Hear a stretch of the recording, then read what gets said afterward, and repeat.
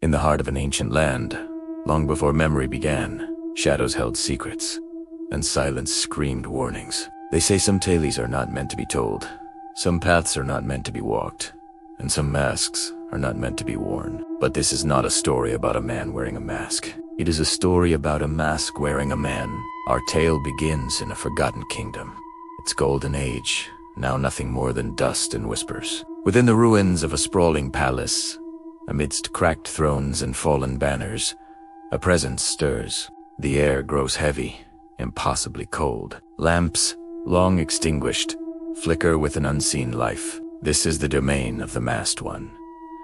He does not walk. He glides, a phantom of ash gray, skin and long, scorched hair. His form is lean, yet his presence fills every crumbling corner, an intimidating silhouette against the dying light. Through the cracks of the black stone mask he bears, a dull red glow emanates, the last ember of a soul being consumed. The mask itself is a thing of terrible beauty, carved from a stone as dark as a starless night, veined with gold that seems to pulse with a malevolent life. Its expression is a void, a perfect, emotionless face with hollow sockets that drink the light. Ancient, forbidden yantras are etched into its surface, symbols that hum with a power older than the gods. This mask is not a disguise. It is a parasite, a prison, and the whispers it breathes into the world are the very language of dark magic. Far from the blighted kingdom, in a hermitage cloaked by the mists of a sacred mountain, lived Rishi, a sage of over 70 winters.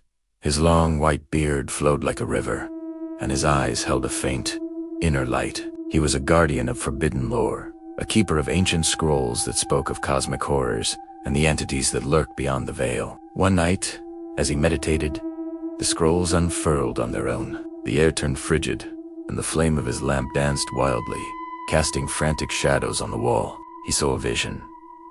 A cursed forest where trees wept black sap, and the ground was choked by a thick, red mist. He heard a chorus of echoing whispers, and at its center, he saw the emotionless face of the black stone mask. The Rishi knew the curse had awakened. It was an ancient dark entity, a being of pure malevolence trapped within the stone. Its rules were absolute. To attempt to remove the mask meant instant death. To what it was to suffer the slow, agonizing destruction of the soul, your very being erased, replaced by the curse itself. Vedrax knew he had to act. He journeyed toward the source of the corruption, leaving his sanctuary behind. His path led him through the cursed forest, a place where nature itself was twisted in agony. The shadows here were not mere absences of light. They were alive, writhing things that coiled and reached, eager to bind any who trespassed. The Rishi, protected by his own spiritual aura, walked through them, his staff tapping a steady, defiant rhythm against the corrupted earth. He was searching for the one who wore the mask, the vessel chosen by the ancient evil. He needed to understand how the curse had been unleashed once more. He found him in the skeletal remains of an abandoned temple. Broken idols of forgotten gods lay scattered like fallen soldiers. Dust motes, thick as insects, floated in the air, illuminated by an eerie red glow. And in the center of the desecrated sanctum, the masked one stood, his hands weaving the air in a silent, terrifying ballet. Shadows coalesced at his command, stretching and sharpening into blades of pure darkness. He was performing a shadow binding spell, forcing the very essence of night to do his bidding. Rishi Vedrax watched from the crumbling doorway, his heart heavy. He saw not a monster, but a victim. The man inside the mask was still there, a prisoner in his own body, his humanity a flickering flame against an all-consuming storm. The power you wield is not your own, the sage's voice echoed, strong and clear, cutting through the ritualistic silence. The masked one turned, his movements unnaturally fluid. The dull red glow in his eyes intensified. The whispers from the mask grew louder, a cacophony of temptations and threats. "It consumes you," Vedrax continued, stepping into the temple. "It erases what you were. You must fight it." The masked one did not speak.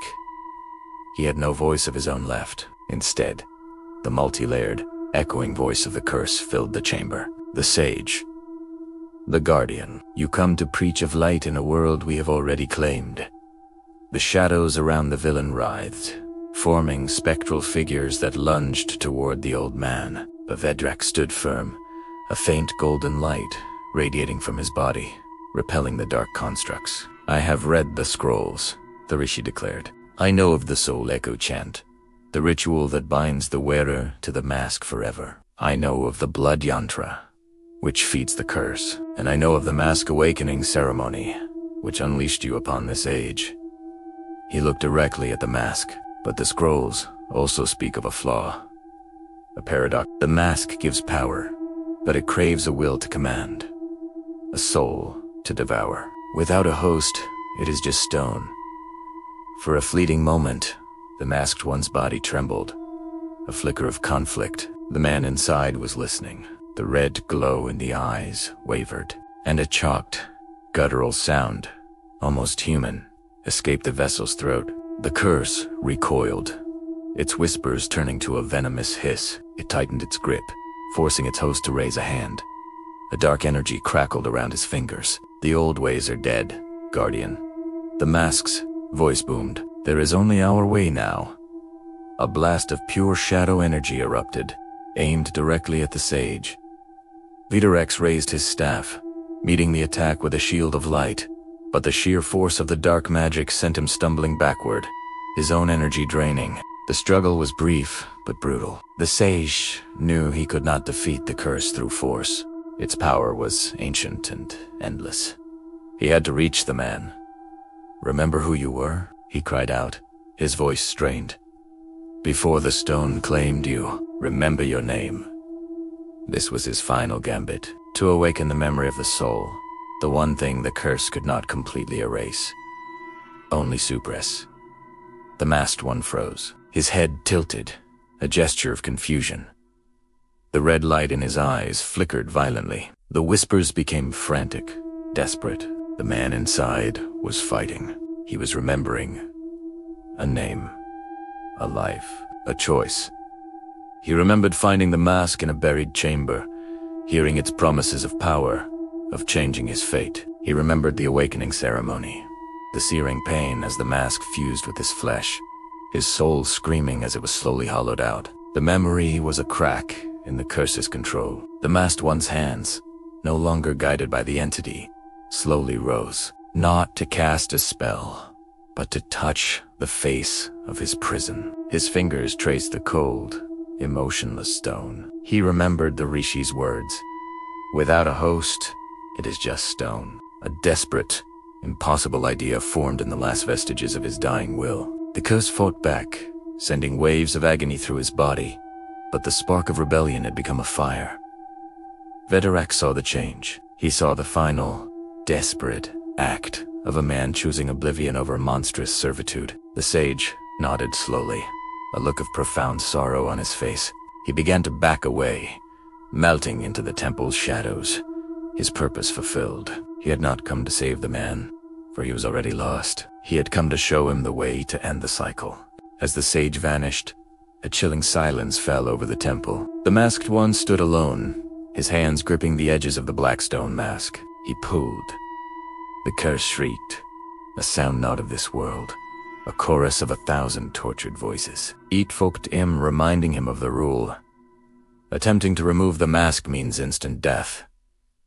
But death was now his goal. It was his escape. He pulled harder, the muscles in his arms strained, veins standing out against his ash-gray skin. The mask, fused to his very being, resisted. The air crackled with raw, uncontrolled power. The temple stones began to groan and shift, and then a sound. A tiny, sharp crack. It started near the eye socket, a hairline fracture spreading across the stone. He pulled again, a final, desperate roar tearing from his throat, a human sound. The crack widened, splitting across the emotionless face.